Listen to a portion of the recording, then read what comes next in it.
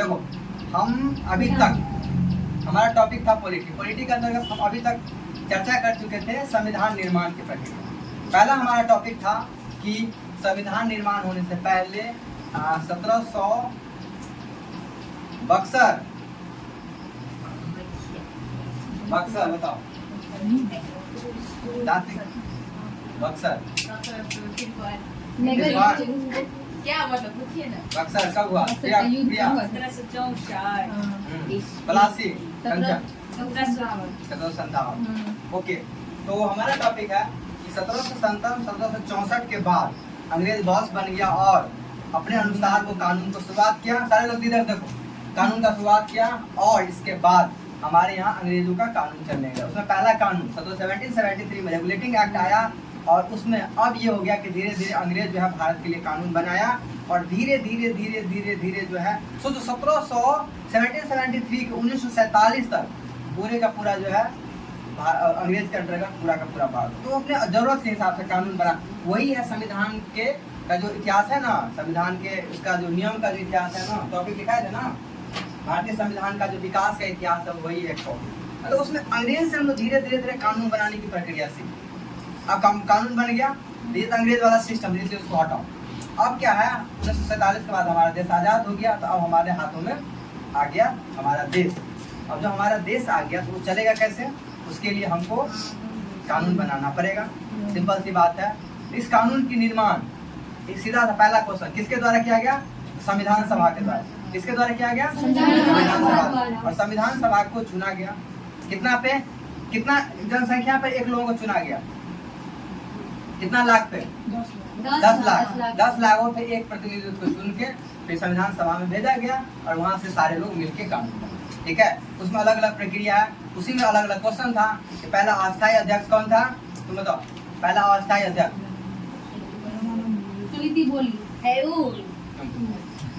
तुम बताओ। पहला अस्थायी अध्यक्ष बोले थे ना, बुजुर्ग बाबा को चुन लिया गया। कौन था? बिल्कुल है ना, पढ़ती पढ़ा करो थोड़ा। सदानंद को जानते हैं, सबका एग्जाम है, लेकिन बिना नहीं देखोगे तो सब भूल जाओ। सदानंद सिन्हा। तुम बताओ प्रिया, अस्थायी अध्यक्ष का क्या नाम था? स्थायी, ये तो वो अस्थायी की बात हो। अस्थायी अध्यक्ष कौन था?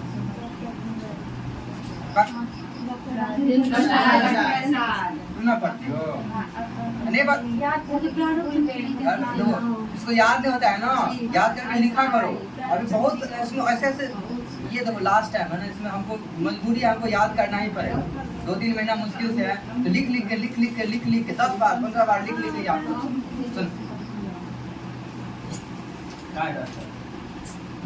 तुम भाई बोलती हो नहीं, बिल्कुल क्लास में बोलना नहीं है, इसलिए ब्रेक दिए थे। काकू करो, ब्रेक में हल्ला करो जरूर। हाँ ओके, तो हम कह रहे थे तो हमारा संविधान बन गया और कानून बन गया संविधान सभा के द्वारा। उसमें यही क्वेश्चन, छोटा क्वेश्चन। 1947 में हमारा देश आज़ाद हो गया। तो अब हमारे संविधान की किस विशेषता, अब हम संविधान में घुस रहे हैं। मतलब अभी हम संविधान बना लिए, देखो हम चैप्टर बाय चैप्टर पढ़े, आप संविधान के बारे में पढ़े। ये जो संविधान हमारा बन के तैयार हुआ, इसकी क्या विशेषता। तो यही हमारा टॉपिक है, भारतीय संविधान की प्रमुख विशेषताएं। आया समझ में बात? हमारा संविधान बन के रेडी हो गया है, हो गया है ना। अब इस संविधान में क्या क्या चीज खासियत है उसके बारे में हम लोग पढ़ेंगे। आया बात? टॉपिक कहाँ पे हम लोग संविधान हम लोग बना लिए हैं, अब चैप्टर खोल के देख रहे हैं कि इसके अंदर क्या क्या। तो उसको खोलने से पहले थोड़ा उसके बारे में जान लेते हैं ना। ठीक है, जैसे किसी को देखने के लिए गया, ठीक है, किसी लड़का को देखने के लिए गया या बंधन को देखने के लिए कोई गया, तो पहले से उसके बारे में चर्चा रहता है कि बंधन ऐसी लड़की है, ऐसा इसके साथ, इसका हाइट हुआ है, तो थोड़ा अच्छा लगता है, तब उसको देखे। तो यही संविधान के बारे में थोड़ा विशेषता, एक झलक हम देख रहे हैं कि संविधान की क्या विशेषता है। जिसको काम रहता है उसको वही बात हो, तुम लोग क्या बात, उसका काम था वो चल गई, इसका काम हो। तो ये भारतीय संविधान की ये विशेष, इस एक टॉपिक को हम लोग खोलेंगे, समझेंगे। इन भारत के संविधान की छोटी सी झलक है, इस संविधान के अंदर क्या क्या चीज है, तो ये छोटा सा जान लेंगे तो सबके बारे में डिटेल से पढ़ेंगे। तो भारत इसमें नहीं है ये टॉपिक, ये अलग से, ये लक्ष्मीकांत में है। तो इसलिए ये मतलब कुछ टॉपिक जो होता है ना, मतलब अपने मन से सेलेक्टेड किया जाता है। इसलिए ना मतलब जो सीनियर थोड़ा ज्यादा पढ़ा होता है उसका थोड़ा ये सब वैल्यू हो जाता है। चलो, तो हमारा टॉपिक है कि भारतीय संविधान की विशेषता, मतलब हमारा जो संविधान बना उसका एक झलक में क्या है, उसकी क्या क्या खासियत है। पहला टॉपिक हमारा सबसे लंबा लिखित संविधान। हमारा संविधान पूरा दुनिया का सबसे बड़ा संविधान और ये लिखित है। संविधान दो तरह के होते हैं, ठीक है। यहाँ से एक चीज समझ लो, संविधान दो तरीके, एक लिखित और एक मतलब अलिखित। क्या होता है? लिखित और लिखित, ठीक है। अलिखित और लिखित, ठीक है। तो पहली बार तो देखो उदाहरण के लिए अलिखित संविधान तो ऐसे करके बनाना था। पहला टॉपिक, इसके अंदर जो कुछ पॉइंट लिखाएंगे उसको याद करें। और लिखित संविधान में सबसे ज्यादा चर्चा होता है किसका? ब्रिटिश का, ब्रिटेन का। इसको इंग्लैंड बोलते, क्या बोलते हैं? ब्रिटेन, ठीक है। ब्रिटेन का संविधान, ठीक। हम जा रहे हैं। जाओ। और लिखित संविधान में क्या है? अमेरिका का सबसे पहले चर्चा होता है जो लिखित संविधान इसका बना, ठीक है। किसका? अमेरिका। यानी भारत से पहले की कहानी है ये इसका। यानी तो अलिखित संविधान ब्रिटेन का और लिखित संविधान किसका? अमेरिका का। और हमारा भारत 1947 से पहले ये आजाद हो चुका था। तो हमारा भारत का दुनिया का सबसे बड़ा संविधान, ठीक है। चलो इसमें एक दो टॉपिक और। आर्टिकल कितना है संविधान बना? 395 अनुच्छेद, क्या को भाग? 22 भाग 22 भाग और 22 भाग अनुसूचियाँ और 8 अनुसूचियाँ।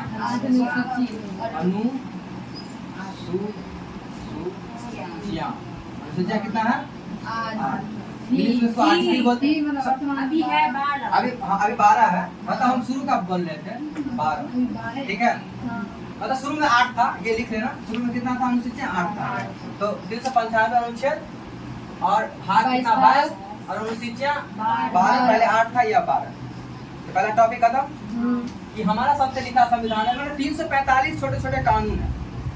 अब 22 चैप्टर में बटा गया है। भाग का मतलब कल समझाए थे कि 22 चैप्टर में बटा हुआ है और हर चैप्टर में कुछ कुछ कानून है। तो टोटल मिला 345 को 395 अनुच्छेद है और 8 अनुसूचियाँ अलग से है, लिस्ट है उसका अलग काम। तो समझ में आया? तो सबसे लिखा संविधान में ये पॉइंट सब 2-3 पॉइंट याद रखना है। सबसे लंबा लिखित संविधान, लिखित संविधान किसका है? ब्रिटेन का। सॉरी, अलिखित किसका? ब्रिटेन का। लिखित क्या? अमेरिका का। और सबसे लंबा इसलिए है क्योंकि इसमें इतना बड़ा अनुच्छेद किसी में नहीं है। 345 अनुच्छेद है। आर्टिकल को हिंदी में अनुच्छेद बोलते हैं। क्या बोलते हैं? आर्टिकल लिखा गया अनुच्छेद बोलते हैं। क्या बोलते हैं? अनुच्छेद। अनुच्छेद मतलब होता है छोटे छोटे जो कानून है ना, कानून नंबर 1, कानून नंबर 2, उसको अनुच्छेद बोलते हैं, ठीक है। तो 345 अनुच्छेद, भाग 22 और अनुसूचियाँ कितना है? पहले कितना था? इससे क्वेश्चन आया, पहले कितना? 8 अनुसूचियाँ, ठीक है। यानी जिस समय हमारा संविधान बना उस समय में 8 अनुसूचियाँ। चलो पहला बात समझ में आ गया, ठीक है। सबसे लंबा संविधान, इसमें जो पॉइंट जोड़ना है जोड़ लो। ये सब बड़ा इंपॉर्टेंट पॉइंट है, कल समझा भी दिए थे। ये वाला कल लिखा दिए थे, ये वाला पॉइंट क्लियर है। यानी हमारा सबसे लंबा लिखित संविधान है, ये पहला पॉइंट। दूसरा पॉइंट है कि विभिन्न स्रोतों से निहित, विहित या निहित कहते हैं। विभिन्न स्रोतों से विहित मतलब होता है लिया गया, लिया गया।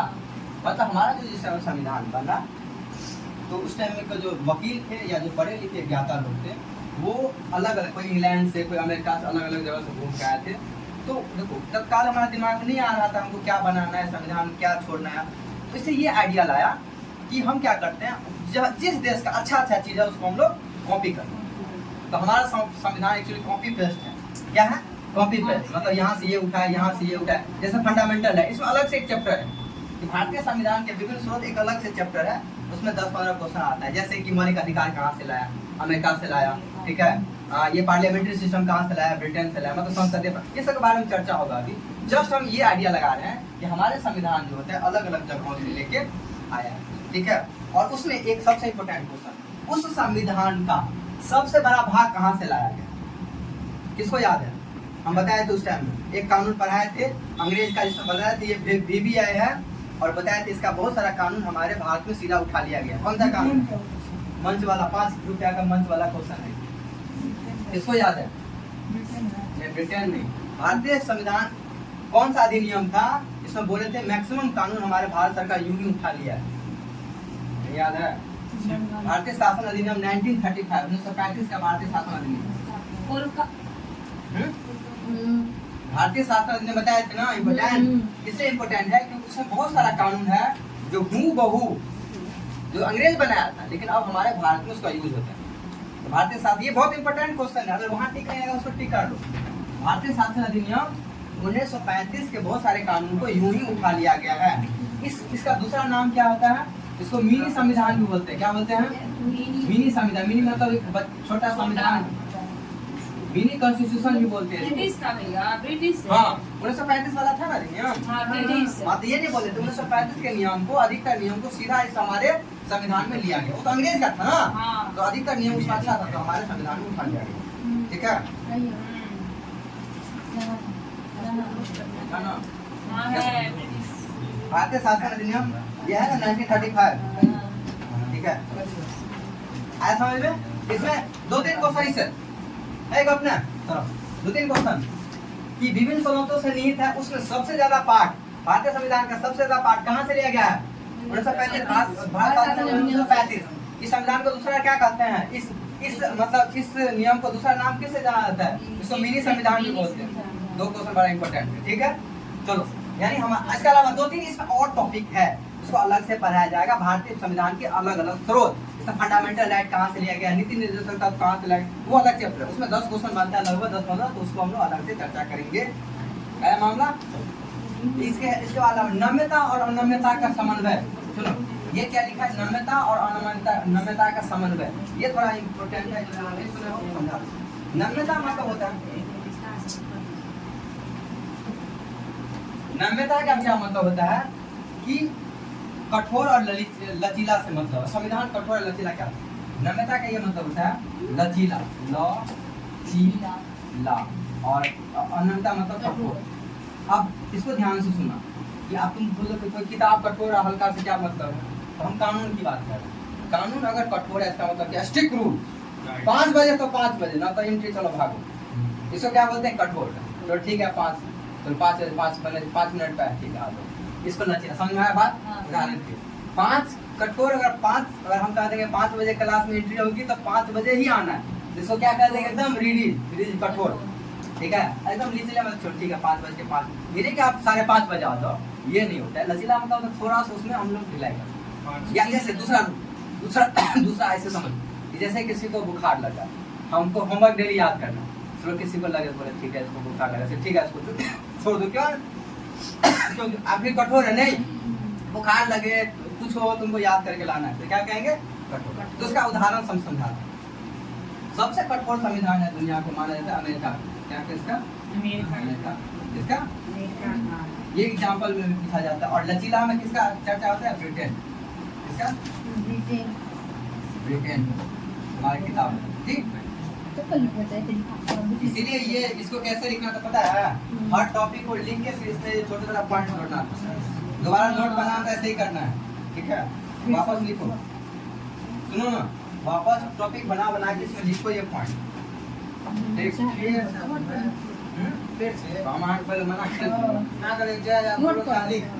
तो याद हो जाएगा ना, ये बोल, इसीलिए बोल, वो तो लिखना ही पड़ता है दोबारा। हमको पता था ना, इस बीच में ये सब जोड़ना है ना। सुना, दोबारा लिख लो। अच्छा, एक तो ये तो पूरा हो गया ना, एक साथ कलेक्शन हो गया, हमारा संविधान की विशेषता है ना, याद रहेगा। अब इसका अलग अलग से सबको लिख लेना। सुनो, नम्यता और अनम्यता का समन्वय मतलब हमारा संविधान जो है लचीला, कुछ नियम लचीला भी है और कुछ नियम कठोर भी। ठीक है, इसीलिए इसको समन्वय मतलब होता है मिश्रण। हमारा संविधान में कुछ नियम ऐसा है एकदम कठोर है कि नहीं, ये काम करना ही है, और कुछ नियम ठीक है, चलो कोई गड़बड़ हो गया तो बीच में संविधान हम इससे मेनली इसका संशोधन से संबंध। क्या है? संशोधन का क्या मतलब हो गया कि हमारे संविधान में कोई कुछ गड़बड़ है तो इसको सुधार लो, नियम को सुधार लो। लेकिन अमेरिका का जो संविधान संशोधन होता है उसका बहुत कठोर नियम है। भारतीय संविधान में ठीक है, उसका संशोधन करना है तो उसमें उसका नियम अलग है। उसमें उसका MP MLA का जो है वो उसमें वोटिंग होता है, उसमें सुधार सिंपल आराम से। लेकिन अमेरिका का संविधान में सुधार करना हो तो बड़ा, इसलिए उसका नियम को कठोर बोलते हैं। क्या बोलते हैं? कठोर। यानी तो एक, और ब्रिटेन का संविधान इतना लचीला है ना कि हर दिन उसका संविधान मतलब उसमें अपने मन से बदलते रहते हैं। आज कुछ नया नियम बदला, उसमें बदल गया कुछ नया, तो उसको उसका लिखित संविधान भी नहीं है ना ब्रिटेन का। तो उसका मैक्सिमम संविधान एक समझ, ब्रिटेन का मैक्सिमम संविधान क्या है ना, परंपरागत चलते आ रहा है। जैसे चलो ठीक है, बहुत दिन से है तो चलो ठीक है, रोड के बाएं साइड चलेंगे तो सब मान रहे चलेंगे, तो सब मान लिया, चलो ठीक है, ये अच्छी बात है, सब मानते चले, ऐसा वाला सिस्टम। ये हो गया। अब तो ये नेक्स्ट पॉइंट है संसदीय व्यवस्था। संसदीय व्यवस्था का अर्थ समझ। तो जनरली दो तरह की व्यवस्था चलती है, एक हम ब्रिटेन से उदाहरण समझते हैं। संसदीय व्यवस्था का मतलब होता है कि हमारे यहाँ कोई राजा नहीं, क्या है, पहले जैसे होता था राजा वो नहीं। अब संसद में हम अपने प्रतिनिधित्व को चुनते हैं और फिर उसको भेजते हैं शासन, उसको हम लोग बोलते हैं संसदीय व्यवस्था। बात इसलिए इसको संसद बोलते हैं। जैसे हमारे यहाँ नेता चुनाया और गया संसद में, वहाँ पे बॉस होता है, वहाँ पे कानून।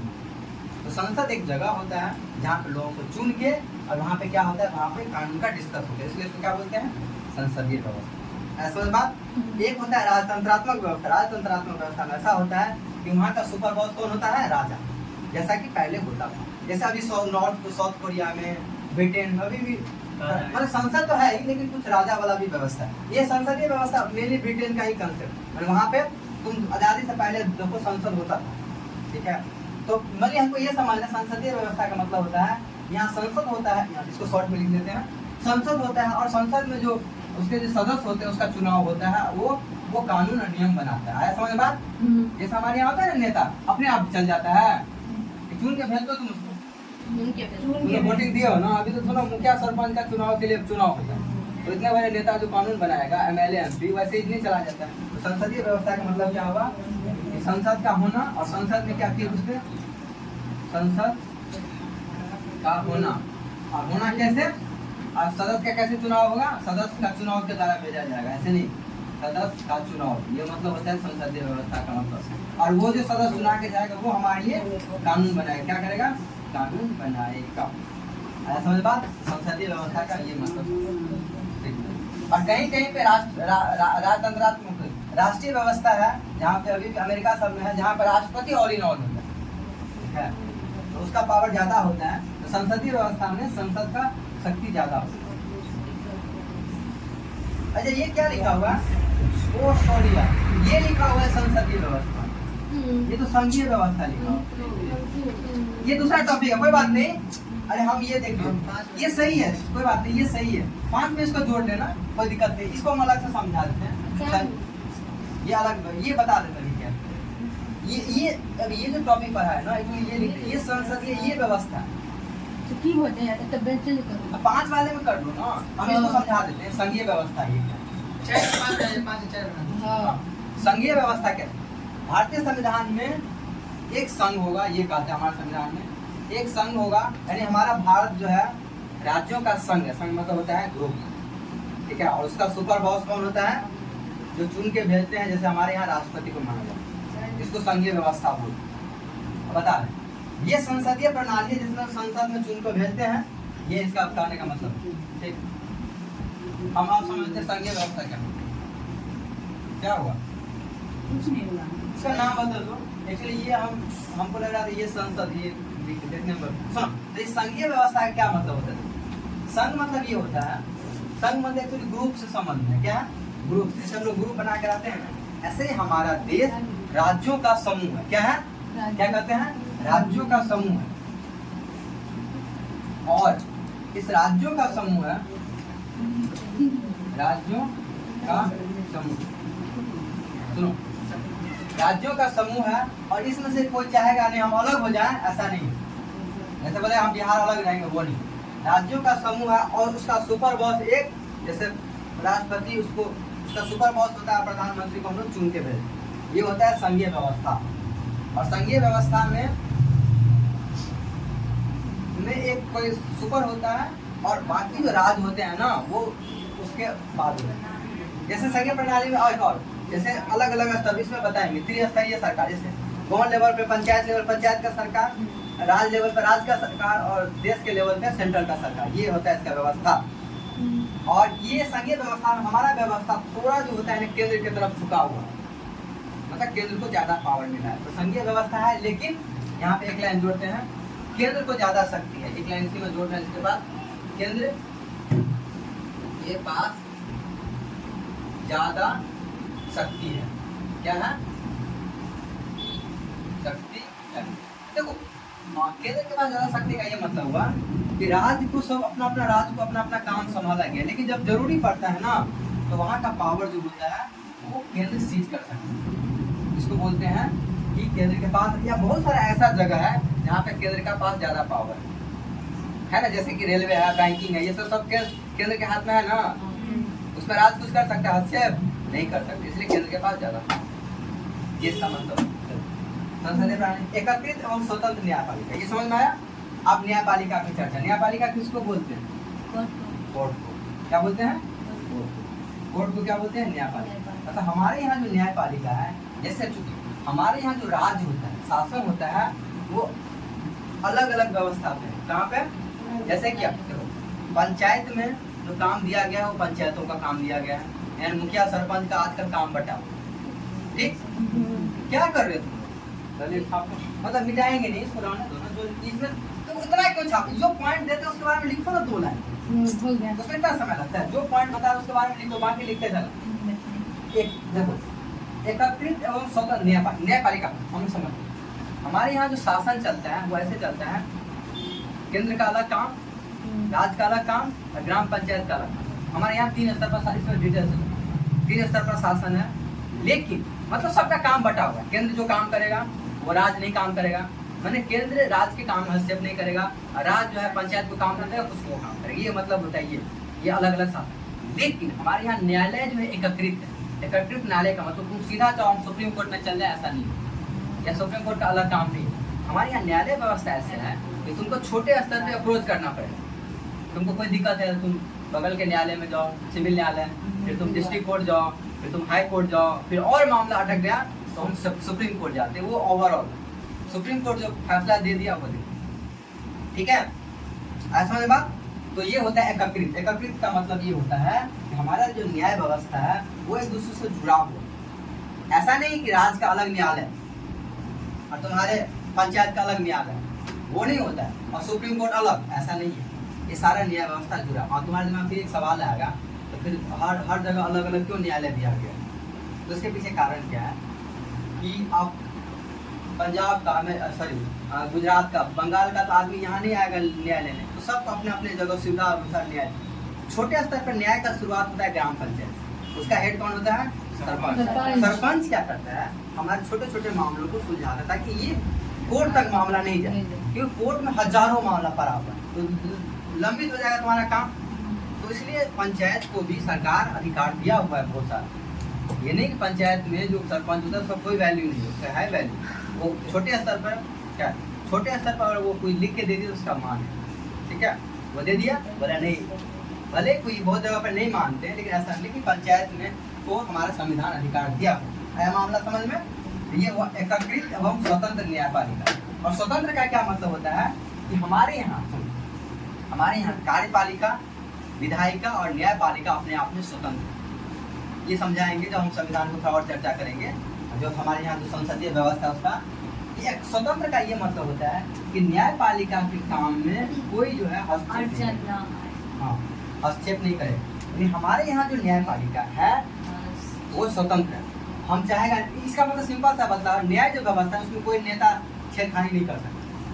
बोले तुम इसको जेल दे दो, बोले हाँ इतना आपको हिम्मत, हमारा संविधान हमको अधिकार दिया, आप हमको ऑर्डर देंगे, आप ही को जेल भेजो। समझे? हमारे यहाँ जज को बहुत पावर, सच्चे बहुत पावर। जज को कुछ, क्योंकि हमारे यहाँ जो सब स्पेशल संविधान ही इसको पावर दिया गया। स्पेशली सुप्रीम कोर्ट का जो वकील सब भी होता है उसको बहुत पावर, तो सुप्रीम कोर्ट का स्पेशली जज उसको बहुत पावर, उसको कोई कुछ नहीं करता, ठीक है। तो ये होता है न्याय, स्वतंत्र न्यायपालिका। हमारे यहाँ विधायिका, कार्यपालिका और न्यायपालिका तीनों, इस पर चर्चा करेंगे। ये तीनों स्वतंत्र। विधायिका का काम होता है कानून बनाना, कार्यपालिका का होता है काम करना, न्यायपालिका ये होता है न्याय देना कोर्ट को। उस पर चर्चा करेंगे अभी तुम लोग जब हम देखो। नेक्स्ट टॉपिक है मौलिक अधिकार। मौलिक अधिकार ये होता है, ये कंसेप्ट अमेरिका से लिया गया, ठीक है, अमेरिका से लिया गया है। यहाँ पे लिख लो, इसके बारे में पढ़ाएंगे। अमेरिका से लिया गया, कहाँ से लिया गया? अमेरिका से लिया गया।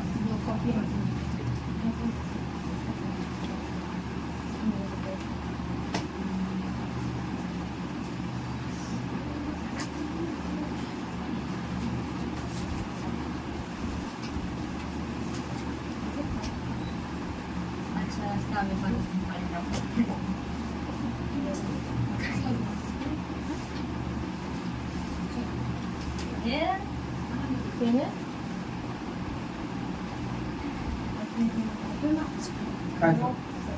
हम ये कह रहे थे कि हमारे यहाँ सबसे पहला मौलिक अधिकार समझ देखो, जब हमारा देश पहले आज़ाद हुआ, ठीक, आज़ादी से पहले ऐसा स्थिति था कि एक तो जातिगत भेदभाव, ऊंचा जाति नीचा जाति, इसी कारण से उसमें क्या होता था, कुछ लोग जो पढ़े लिखे होते थे, हालांकि ये काम कांग्रेस के सत्ता में होता था। जैसे भीमराव अम्बेडकर लोगों को मानना था कि हमको अधिकार नहीं मिल रहा है प्रॉपर, ठीक है, अधिकार भी नहीं मिल रहा है, तो पहली बार संविधान में मौलिक अधिकार का चर्चा हुआ। ये सबसे पहले चर्चा हुआ था अमेरिका में। अमेरिका थोड़ा विकसित था, तो अमेरिका में लोगों को मौलिक अधिकार मतलब होता है कुछ चीज़ उसको जीवन जीने के लिए चाहिए, वो होना चाहिए जो प्रॉपर तरीके से जी सके, इज्जत से जी सके। मौलिक अधिकार पूरा चैप्टर ही अलग है, उसके बारे में अच्छा क्वेश्चन आता होगा। मतलब सिंपल, हमारे जीवन अच्छे जीने के लिए जो अधिकार की जरूरत होता है उसको मौलिक अधिकार, ठीक है। अब अच्छा से रहना, घर से रहना, अपना जमीन में रहना, कुछ जीने का अधिकार, कुछ बोलने का अधिकार, ये सब मौलिक अधिकार का भाग है। तो ये जो है पहला बात, ये कंसेप्ट कहाँ से आया है, पहला क्वेश्चन कहाँ से आया है, अमेरिका से लिया गया, ठीक है। तो ये मौलिक अधिकार का क्या मतलब होता है कि किसी भी आदमी को जीवन जीने के लिए, कुछ इसका अलग चैप्टर ही है सर, जीने के लिए तो हमारे संविधान ने स्पेशली कानून बनाया है कि हमारे मौलिक अधिकार को कोई छेड़खानी नहीं कर सकता। कोर्ट भी या राज्य भी हमारे मौलिक अधिकार को छीन नहीं सकता है, इसलिए इम्पोर्टेंट हो जाता है। समझे बात, कोर्ट इसको स्पेशल रीड के द्वारा ये बताएंगे, उसमें उसको विशेषाधिकार है। जनरली सुप्रीम कोर्ट में जाने के लिए तुमको मशक्कत करना पड़ेगा ना, लेकिन तुम्हारे मौलिक अधिकार का कानून होता है, तुम ज़्यादा सीधा सुप्रीम कोर्ट में कंप्लेन करो, ठीक। ये इसका इम्पोर्टेंस।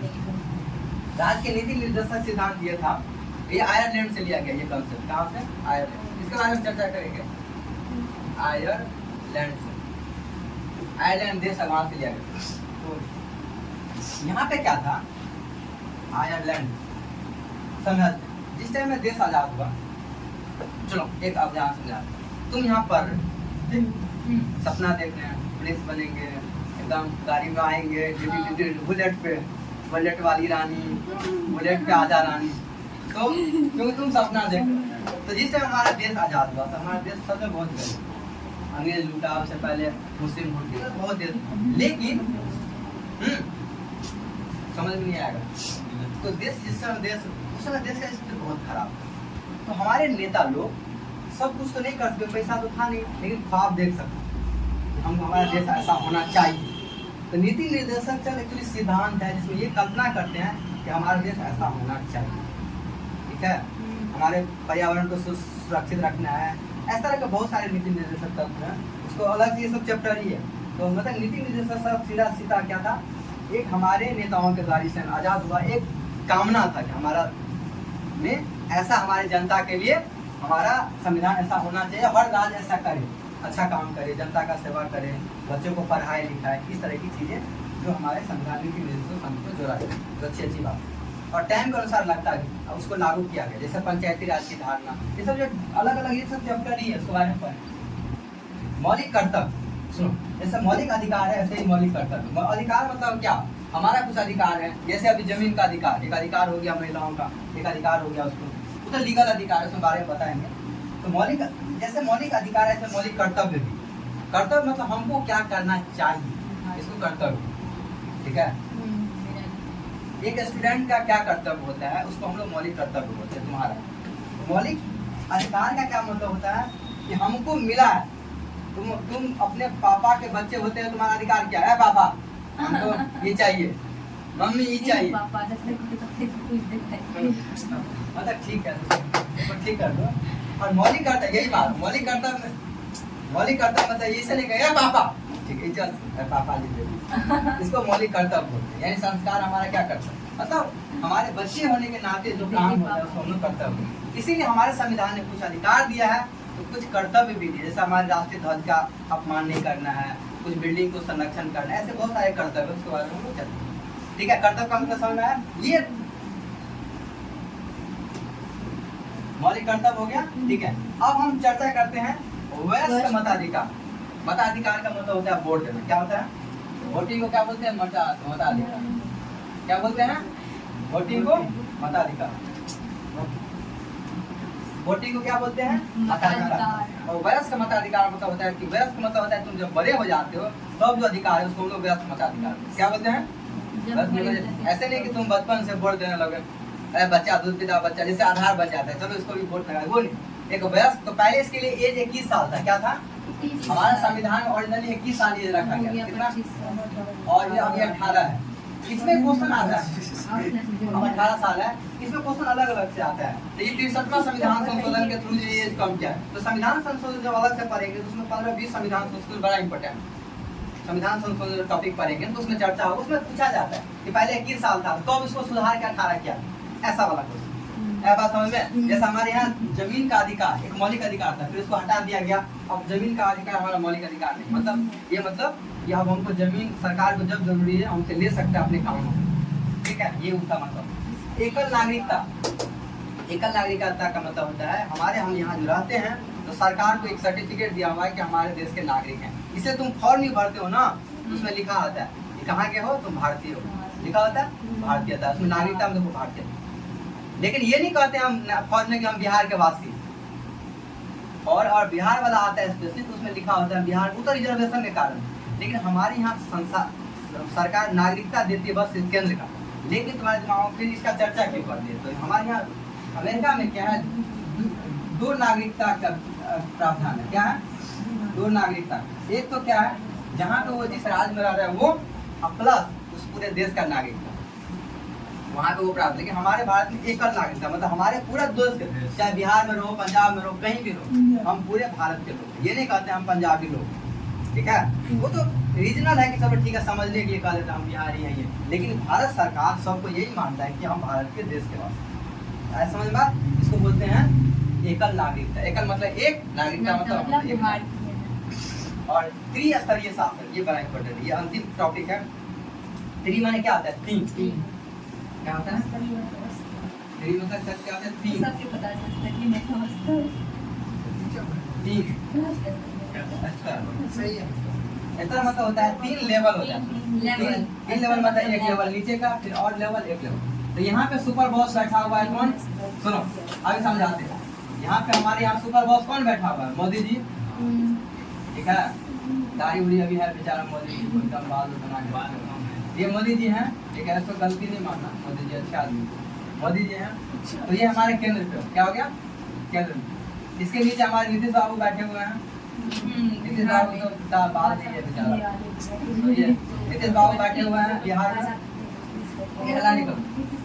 बिहार में बैठे हुए हैं। और नीचे में योगी जी, ठीक है, नहीं योगी जी नहीं, हमारे पंचायत राज में जो होता है हमारे यहाँ क्या पंचायत, ये है। इसका मतलब ये होता है, त्रिस्तरीय का मतलब होता है केंद्र लेवल पर सरकार, राज्य लेवल पर सरकार और पंचायत लेवल पर सरकार, और सबको अपना अपना काम बता दिया। ये इसके काम में हस्तक्षेप नहीं करेगा, ये इसके काम में।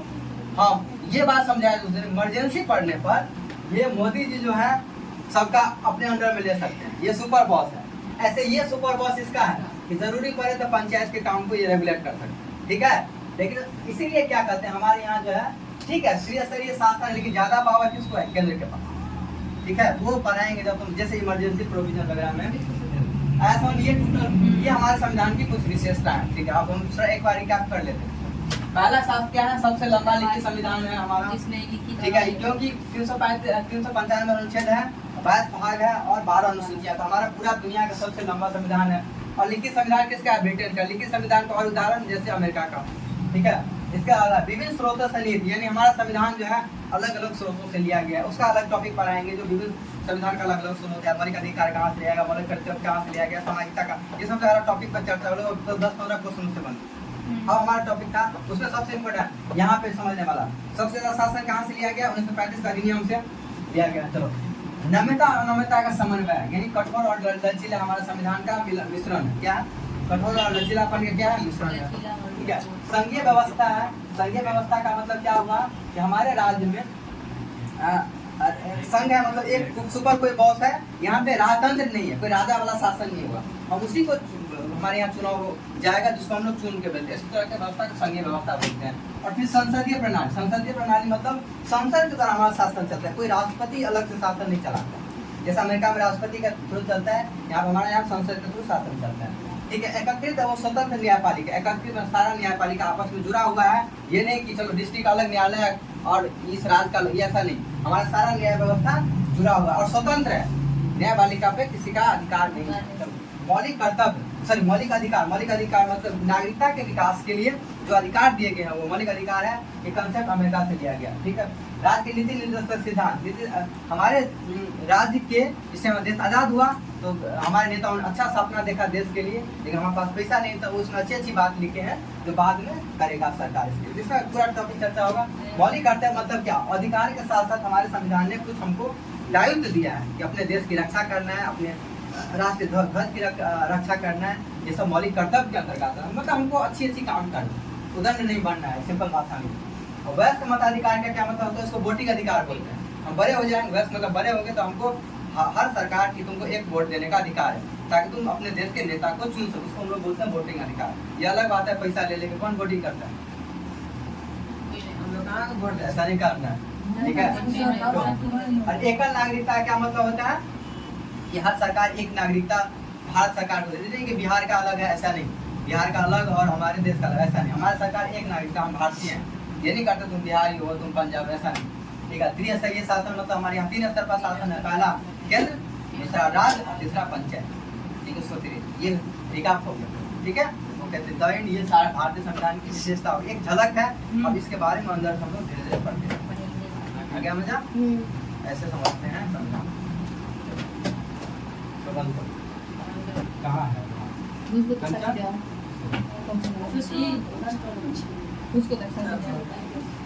तुम वहाँ साक्षी मत बैठ, सुनीति को बैठा देते हैं, उधर तुम बैठना इधर।